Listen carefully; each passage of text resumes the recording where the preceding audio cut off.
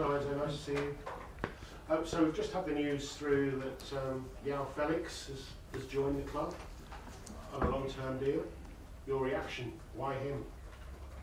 Oh, first of all, because it's a good player and he's a talent. We know already. The club already knows him from 2 years ago. I think the good thing about Joao also is that he can play different position with us. He can play inside, he can play as a 9, he can play outside. So this is the reason why. And obviously Conor's gone the other way. Do you think fans will understand that deal? This question is for the fans, I don't know, to be honest. The only thing I can say is that it's not from today, it's already days or weeks that the agreement is there, is close, and then broke, and then again. So it's not something that it's in the last 2-3 days. It's already, as I said, days, weeks. So I think it's nothing new. Just on Felix, obviously a bit too late because you announced the squad for him to be involved tomorrow night. Exactly. Yeah. He's not in the list for tomorrow game. And with Raheem and Ben, will they be training? They're not in the squad for this game. Will they be training with the rest of the players later on? They are, in this moment, they are training apart. As I said already the other day, the situation with both of them is quite clear, and there is not any update on the situation. So we can read into that their days at Chelsea are over. Say again, sorry? Their days at Chelsea are over, both players. No, because they are Chelsea player. Until they are Chelsea player, they're gonna be Chelsea player. But I said the other day, we have a big squad, and for me it's impossible to give all of them minutes. So some of them, if they are looking for minutes, probably it's better to leave. And in case they don't leave, they have a contract here and they are Chelsea player.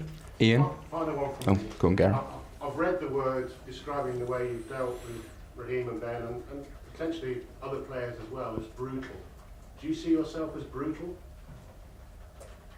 Brutal? I don't think so. I just try to be honest. I said, and I can repeat again in case it's not clear. I spoke with Raheem before City game. I said that he's going to struggle to get minutes with us, and this is the reason why he was out of the squad. And with Chile, I said that it's a lovely guy, but he's going to struggle because his position with us is going to struggle. So if you define this brutal, it's up to you to decide. For me, it's not brutal. It's just honest. Ian? Hi Enzo. How are you going to keep all the players that you've got happy when they're not playing? Is that going to be your biggest job? I think it's the job of all of the manager to try to keep all the players happy, but this is something almost impossible because they train every day to get minutes, and at the end, only 11 they are going to play. Some of them they wanna play some minutes from the bench, but it's almost impossible to keep all of them happy. The only thing I can say is the same thing I said your colleague, that I try always to be honest with all of them. In this moment, probably the noise it's more outside because I'm working with 21, 22 players in the last since we are back from USA. I'm not working with 42 or 43 players, but I already said many times, but I can see that you like to say that we have 42, 43 players, but more than 15 players, they are training apart. They are not with the team. In terms of some of the signings you made this summer, I mean, like João Felix now, Pedro Neto, I mean, where are they all going to play? Because some of them do play in the same position. Yeah, Pedro can play right winger, he can play left winger. Joao can play as an attacking midfielder, can play as a 9, can play as a winger. So, and we have many games. And is it helpful as a coach when all these players are given long contracts? Because it means if, for example, you're left with someone like Raheem Sterling who is surplus to your requirements here, he's still got 3 years left here and can say, right, well, I'm the Chelsea player for the next 3 years. You don't want him training on his own for the next 3 years. But this is not my problem. I'm here to take decision and to think who they are the best for us. I'm not thinking about how many years contract. It's not my job. If they have 6-year contract, but I don't like them, they can have 20 years contract. I don't care. I'm just here to make the right decision for the team. No more than that. Then about the contract situation, it's not my job. And one last one from me. How long will it take you to settle everything down, to get the first 11 that you want, the squad that you want, and for the noise as you described it earlier, to maybe go away and us not come here thinking that... No, it's already the first 11 we want. It's already the squad we want. But the first 11 we had against City is not going to be always the same 11 all season. But the squad is the squad that I want in this moment. As I said again, I repeat again, I'm not working with 42 players. That is something that from outside, I'm working in this moment with 21 players. Today's session is with 20 players. Yesterday's session was with 21. So it's the other 15 or 20, they're training apart. And in the USA, we had 26 or 27 players. So it's not if they are Chelsea player, 42, 43, yes, for sure. But they are not working with me every day. I don't see them. So it's not a mess like looks from outside. Absolutely not. Nizar? Hi Enzo. If on September the 1st you still have Chilwell and Sterling, will you bring them back into the squad, and is that the same situation for others as well? We see. Now it's a bit early. We have still 10 days, 9 days, 10 days for the window transfer, and we see. But as I said many times, many things can happen in the last week, in the last 3 days, in the last 10 days. So we see. And you left some players out of your Uefa squad already, just because there's a limit with Uefa, right? Is that going to be an issue potentially when you get to the group stage? Do you hope to have a smaller squad so it's not a problem, managing the squad for Uefa? No, I don't think it's a problem. The important thing is that each of them, they know their role. When the squad will be finished and we have 25 players, they're gonna know that they are not going to be a starter player all the 25, because it's something impossible, and we define that quite clear. Do you wait to define that later on? Are you waiting to define it in September once your squad's finished? Is that you waiting? Yeah. In this moment, for instance, West Fofana is out, but it's because he played the other day, and because it's 1 year injury, he cannot play Thursday. So some decision is also because we take care of the players. Rob? Hi Enzo.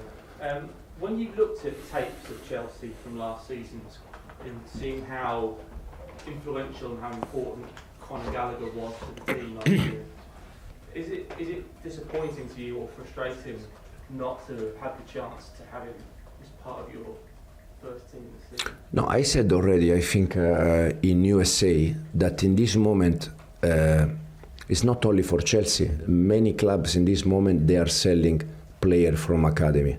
That is very sad, because at the end it's very sad, because we all love, I mentioned the other day in America, in Italy we have Totti, that he played with the Roma 20 years, was his team. We all love that. But now in this moment the rules are a bit different, and sometimes you need to sell your academy player to have 100% profit. And it's the situation, but also the rules, they are there. So we need to try to at least to try to respect the rules. I mean, Conor brought something quite unique to Chelsea's team last season. How satisfied are you that you've got players in your squad now that can bring what he brought and do what he did? But I think in the way we want to play, for sure, unfortunately Romeo last year was not fit. This year started very well, and he can give us also off the ball a big help.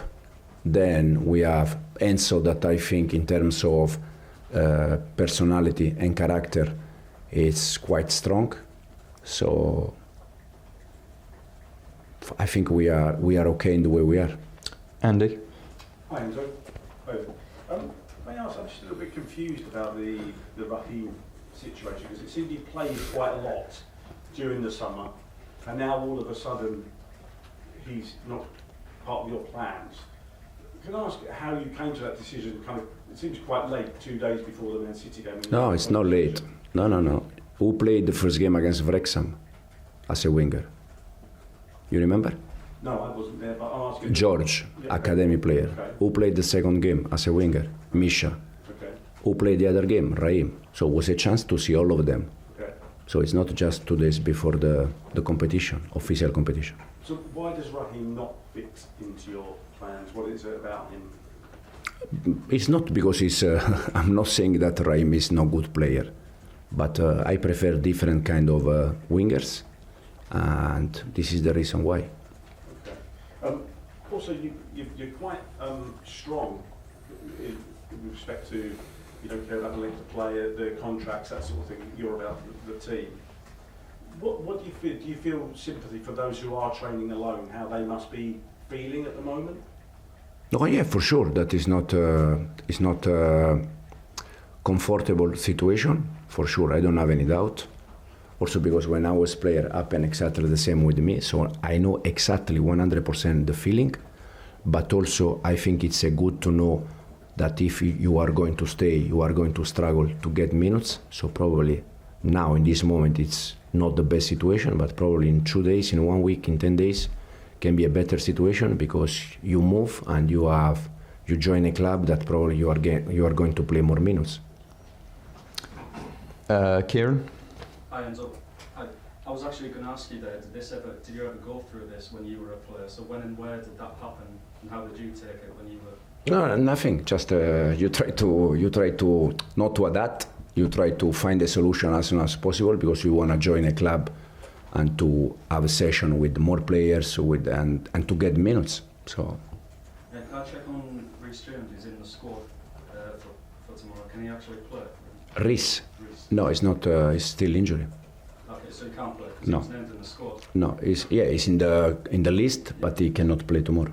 Ben? Hi Enzo, how are you doing? Just in a scenario when Reece is back and Enzo Fernandez has been captaining the side, you've been calling the players just leaders. Are you in a position to officially confirm who is the captain and who is the vice-captain? No, Reece is the captain in this moment. Then we have 3-4 more captains like Enzo. I'm thinking to nominate 1 or 2 new captains, also to give them more responsibility in terms of, just not because we have 20 or 21 years. I cannot be the captain. Some of them probably they have to give 1 step forward and to take more responsibility. For instance, one of the guys could be Levi, that I think is a young player, fantastic profile. I love Levi, but I think in terms of personality, if he is able to give 1 step forward in these kind of things, he can become complete player in all the aspects. But it's not just Levi. I'm thinking about 2-3 more. So have you told the players officially, obviously Reece knows he's captain, but have any of the vice-captains been informed that that is their official title yet? I think the other day was quite clear. Reece was not there. Enzo was on the pitch, and Enzo was the captain. So Enzo is one of the vice-captain. So Enzo, Levi, Reece, you think it will be 3 or potentially? No, probably, yeah. The idea is 4 or 5 players, but I said at the beginning, I like, in terms of taking responsibility, I like all of them to be brave and to take responsibility. But at the end, it's only one that is the captain for each game. But I like all of them that they are brave enough to take responsibility and to be the captain. Simon? We've got to get round Ben, so Simon. Hey Enzo.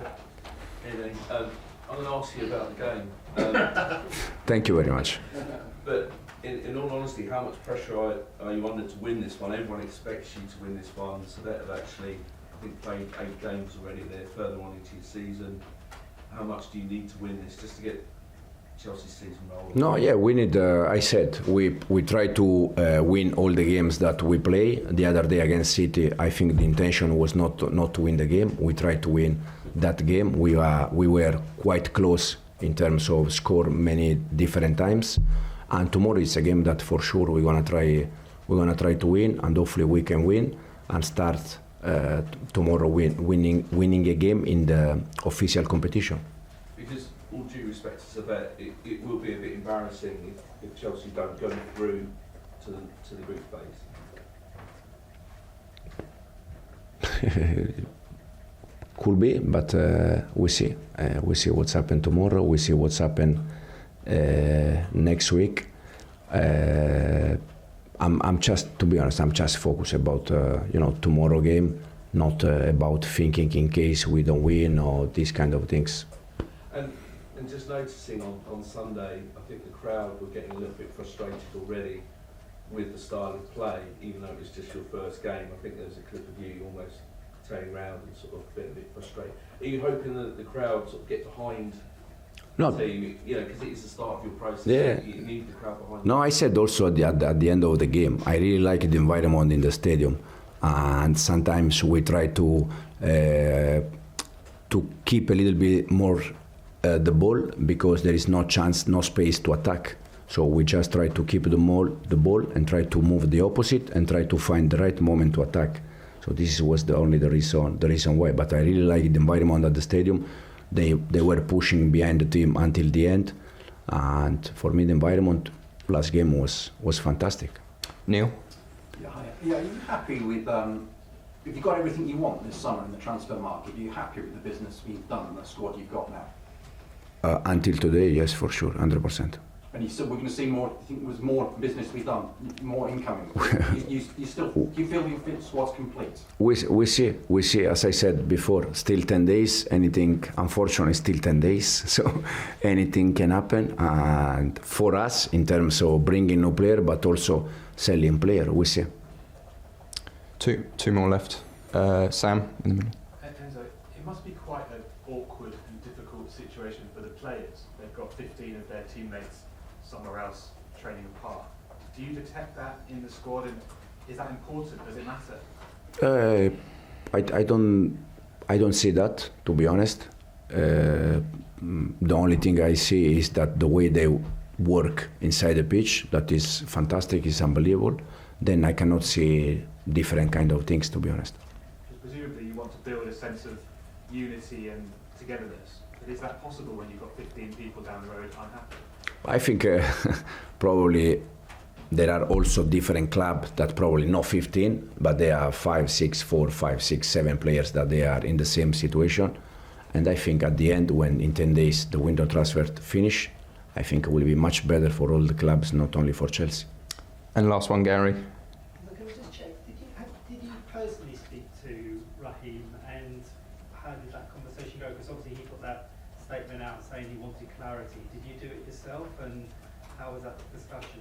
I spoke with Raheem 1v1 the day before City, and I explained him exactly the situation. On Monday, because he wanted the clarity after the game. I don't see Raheem after the game. He's training apart, as I said, but in case I will sit with Raheem, I will tell him exactly the same things that I already told him. I don't have anything new to tell him, because I was quite clear. Okay? Thanks, everyone. Thank you. Thank you.